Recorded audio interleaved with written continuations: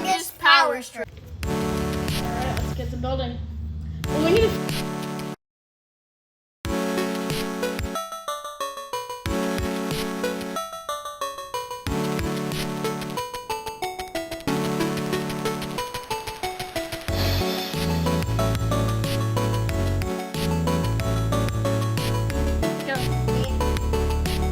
It works! Now to test if it can charge an iPad Pro.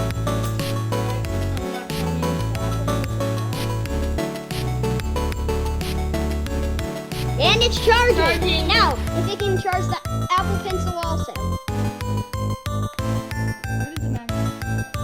It is charging! So if you like that, like and subscribe or not, I don't really care anyways. I ran out of time. Like, I'm to go.